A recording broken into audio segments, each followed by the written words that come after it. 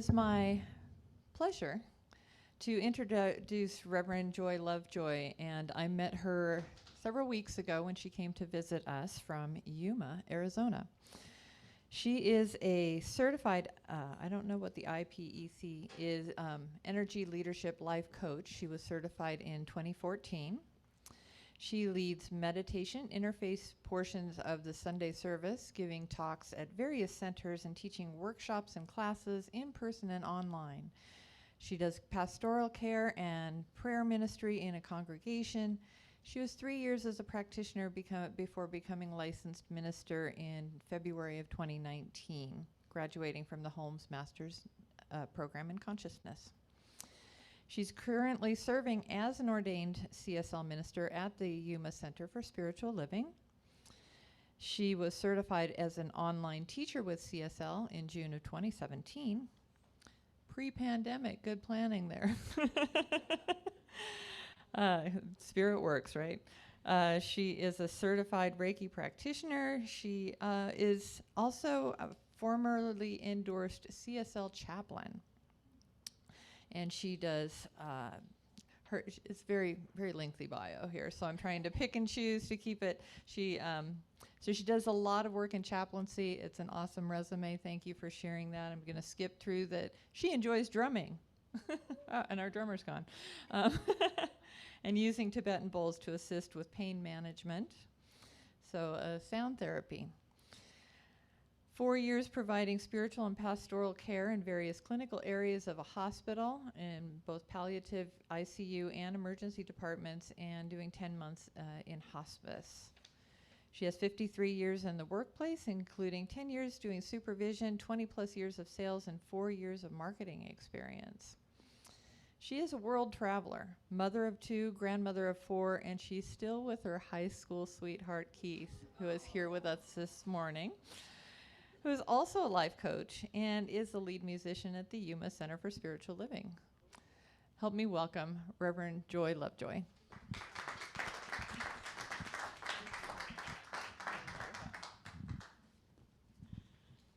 All right, well, I am glad to be here. Thank you so much for the invitation. As you know, we don't believe in duality. But most people see the sacred as something separate, something highly valued and important. We approach the sacred from a different angle, though. Instead of being seen as something reserved for certain places, certain times, certain events, the sacred is understood here as a connection to all that is, a mindset led by intention and brought forth into the physical plane through active, mindful, and engaging energy. Following Center for Spiritual Living's theme for this month, today we are going to delve into our conditioned thinking, the ways that we categorize life, separating and judging based on the perceived goodness or badness of the situation.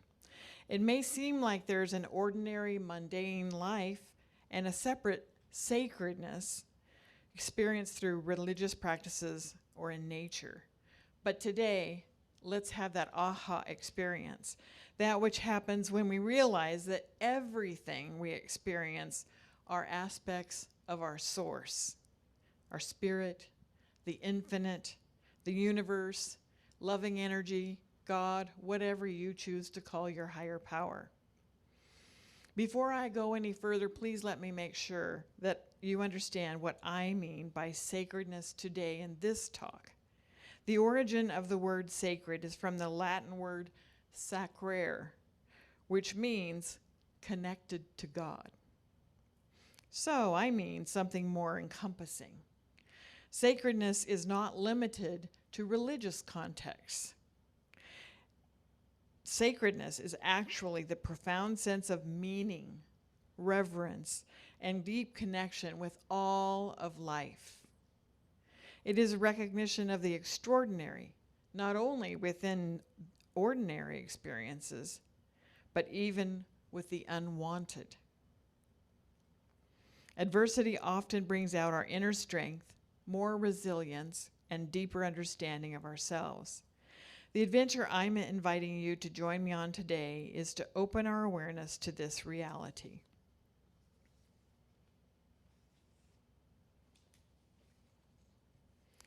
Awareness of our infinite and loving source calls us to an understanding that we are inextricably connected to this presence, the all that is, the sacred.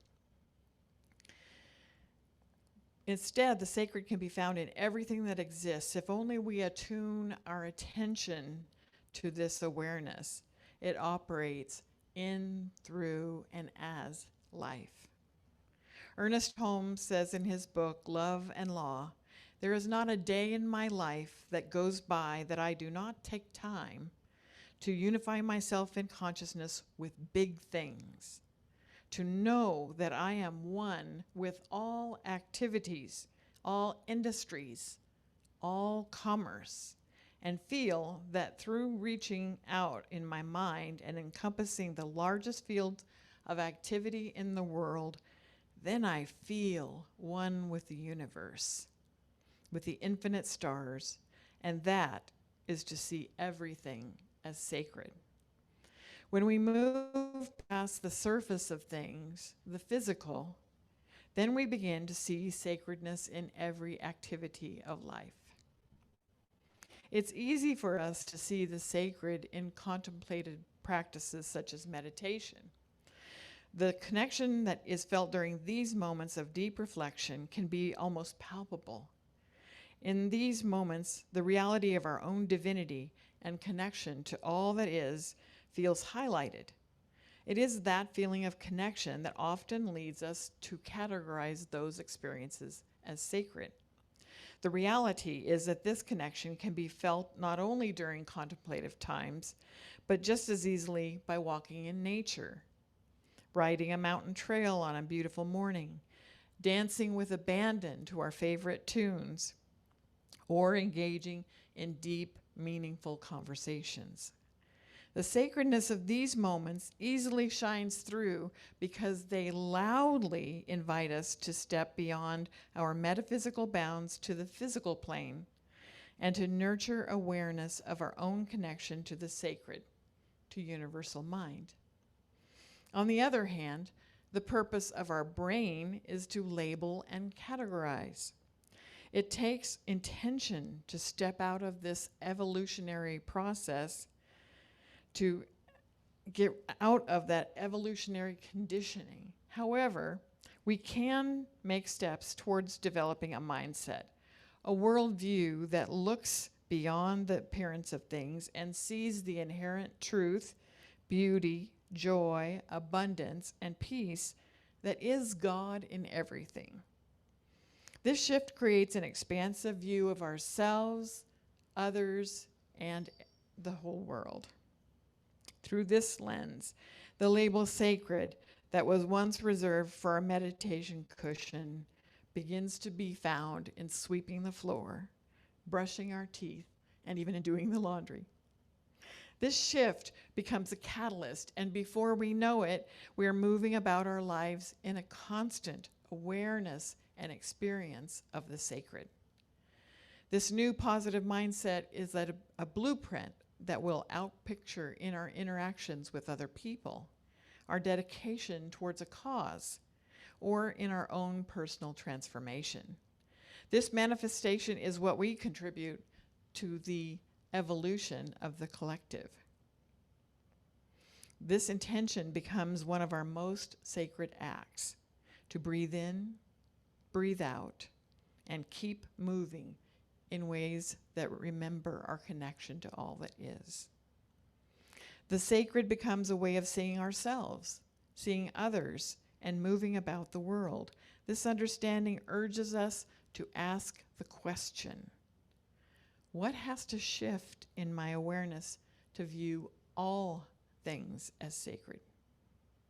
For example, I got a call back after my recent mammogram saying that they had found a lump and needed further testing. I was working on this talk at the time, of course, so I contemplated the question, what has to shift in my awareness to find the sacred in this experience. The divine in me had a quick answer. This is just Benny the benign taking up residence where he wasn't invited. God is in this as well because every cell is amazing. It's just fascinating, right? They all work the way they were created to work. But some behave differently than others. Some are well behaved, quiet little hermits, and others harm their neighbors, just like human beings. So obviously, if he's behaving well, I'm just going to leave him there. But if he's misbehaving and hurting his neighbors, then he's got to go, and that's a natural consequence of life. We have to be responsible for our behavior. So as above, so below. I have to tell you, I was really amazed at how quickly this little story came to me and how calm I felt. It's like, this is not that different than everything else. It's just another sacred experience.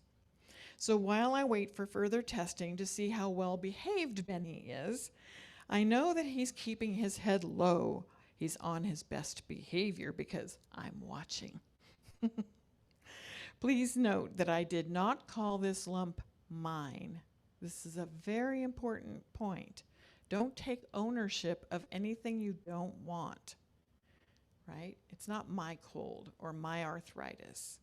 These are things that we don't want to claim ownership of. They're not part of our perfect design. So why take ownership and call it yours? Benny is on notice that he's going to be kicked out if he replicates willy-nilly. Dr. Holmes always said that we should take a pill and a prayer if that's what we need. How could medicine be anything different than sacred if everything is God? Then I asked myself, well, why did Benny show up?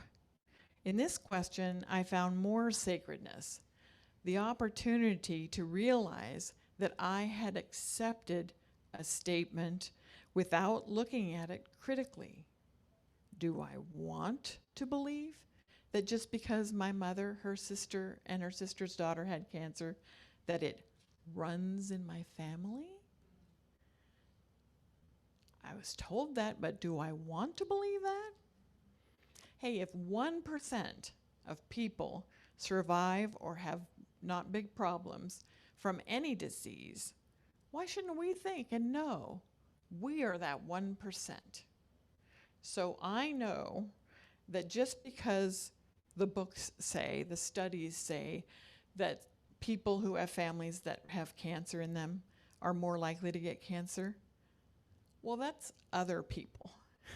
So yes, I'm aware I'm not, gaslighting myself. Those are statistics, but I'm choosing to be the 1%, the exception. In the rest of this talk, I'll share some valuable lessons that I've learned by being a chaplain in the emergency room, at the cancer center, and in hospice. I've seen up close how illness and injury bring people face to face with their own mortality. These stories illuminate how you can find sacredness even in the most unexpected and challenging moments of life. And of course, I've changed some names to protect them. For those who are not familiar with what a chaplain is, it is a priest, rabbi, imam, practitioner, minister, or other type of spiritual leader who has additional training to provide spiritual and emotional support to people in times of physical, emotional, or existential crisis. After 5 years of experience as a chaplain, I have a unique perspective, one that provides me with some insights into the sacred aspects of the unwanted parts of life: disease, injury, suffering, and death. The experience of being an emergency room chaplain also taught me that sacredness can be found even in sudden, unexpected situations that shake the very foundations of our life. The unpredictability of illnesses and injuries forces us to reevaluate our priorities and beliefs. This confrontation with suffering can lead to profound spiritual discoveries. The sacred can easily be found when we have to deal with illness and injury if we have the eyes to see it. And I'd like to share a few stories that highlight this idea. At the Cancer Center, I met a young woman named Lily with a radiant smile. She told me that her life took an unexpected turn when she was diagnosed with a rare, aggressive form of cancer. The doctors gave her a grim prognosis, and it seemed that her time was running out. However, she told me that she was not one to give up easily. She sought out experimental immunotherapy treatments, kept a positive mindset, and surrounded herself with her loved ones.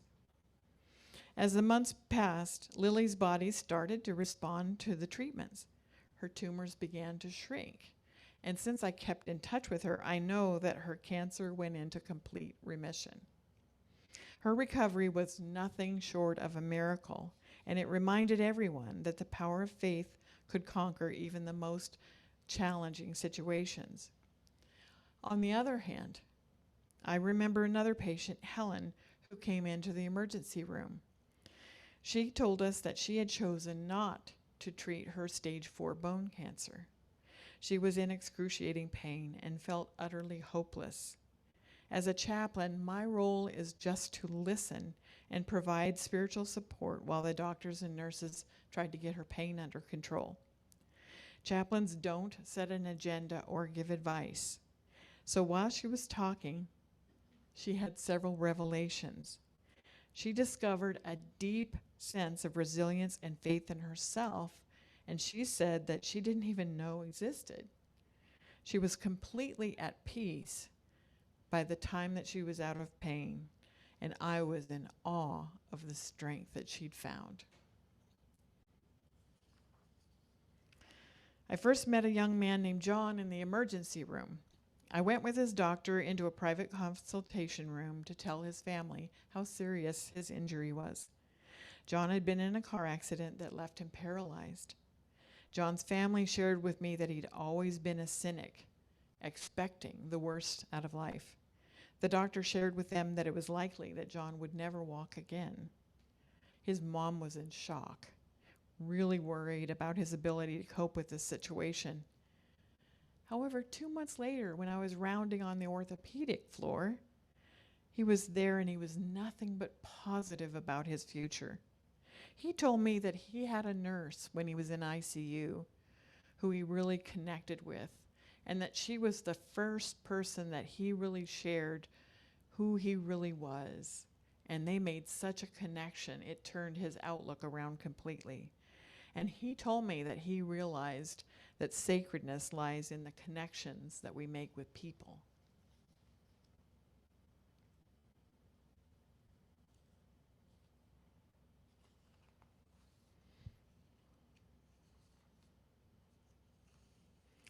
Another patient, Trudy, told me that she had been volunteering at a community center in the Florida Keys on the day that a massive thunderstorm rolled in unexpectedly, causing a tree to crash through the roof. Trudy was trapped beneath the rubble. Her leg was torn and broken, which caused the scar that I had asked about. She said that a shocking number, and I'll never forget the fact that she used those words, a shocking number of townspeople showed up, young and old, to lift all of the rubble off of her. And she said the feeling of unity, it's like she had an out-of-body experience, and they worked like one person, taking this off and kind of creating a chain to remove all of the debris from her. She said that during her recovery, she received an outpouring of love and support from that community.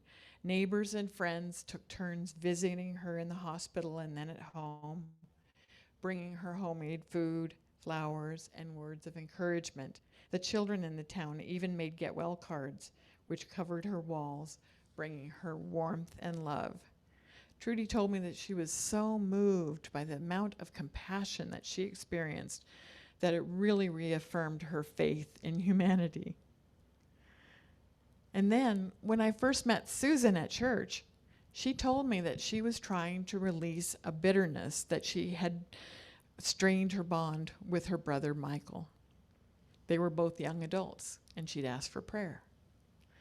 And then later, lo and behold, I meet her brother in the emergency room with his parents. And he had suffered a severe accident while on a hiking trip, leaving him hospitalized with 2 broken bones and a very severe gash in his head. Sarah rushed to his side as soon as she found out about the accident, her anger momentarily forgotten in the face of this crisis. And every time I walked by his hospital room, sure enough, there she was. They were telling stories and laughing and rekindling the connection. As the days turned into weeks, Sarah took it upon herself to care for her brother. She put aside her resentment, realizing that life was too short to hold on past grievances. Michael, in his vulnerable state, felt a deep sense of gratitude for Sarah's selfless support. He too recognized the pettiness of their disagreement, and his injury had become a catalyst for reconciliation and forgiveness. They both realized that family was their greatest strength. Their example reminded me not to let it take a crisis to forgive others. These stories remind us that there's something extraordinary in the journey toward recovery, especially if the patient takes a few minutes to ask themselves, what was I meant to learn or do as a result of this situation? From these stories, we can derive several important lessons. Being a chaplain has taught me that simply being there for someone in their time of need is a profound and sacred act. You don't need to do anything or say anything. Just show up. A calm presence alone brings comfort and a sense of connection. Illness and injury force us to confront our own mortality and let go of expectations. By doing so, we often discover what truly matters in life. The sacredness in this realization is a powerful reminder to live authentically. When faced with adversity, our perspective on life can shift dramatically. We may become more compassionate, more grateful, and more focused on what truly matters. This change in perspective is another example of the sacredness that can emerge from the unexpected. Humans can find deeper resilience and more strength than they ever imagined when facing illness or injury.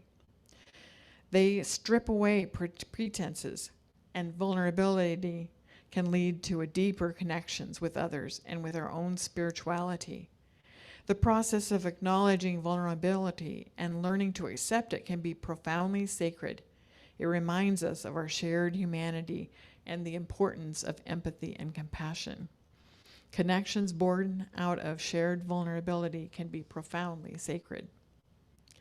Viktor Frankl, a Holocaust survivor and psychiatrist, famously said, "When we are no longer able to change a situation, we are challenged to change ourselves." Frankl taught us that we can find meaning in suffering by transforming it into a positive force. This transformation, too, is sacred. This process of meaning making is a journey toward discovering the sacredness inherent in life. In times of illness and injury, people often reassess their priorities, realizing the true value of life and their relationships. In closing, let us remember that even in our darkest moments, we can find light, meaning, and connection. I hope you draw inspiration from these stories and strive to discover the sacredness that exists both in everyday experiences and unexpected situations. In every moment, there's an opportunity to discover the divine within ourselves and within the world around us.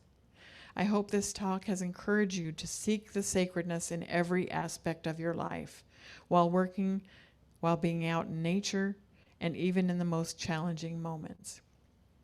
Look for ways to embrace your own vulnerability, build deeper connections, to reassess your priorities, and perhaps even reevaluate the purpose of your life. Thank you. Thank you. Thank you. So as we take a moment to remember that God is all there is, spirit, loving energy, in everything, indestructible. And that energy is such a beautiful thing. It gives us reason to feel joy, to appreciate the beauty, to accept the abundance of life. And I know that I am one with this amazing presence. Truly one thing going on, life. And so I know that as this is true for me, it is true for you and you and you and you also. I know that this life is constantly giving abundance. And I always say yes to this abundance. I know and claim this abundance for everyone. I know and claim beautiful, perfect, vigorous health for everyone. I know unconditionally loving relationships for everyone. And I know that there are always millions of opportunities out there for us to use our beautiful individual talents, because we are that diversity in unity, that beauty. And for all of this, I am deeply and truly grateful. And I release my word into the universe, into the law that always, always, always tells us yes to our thoughts. And together we anchor that by saying, and so it is. Thank you.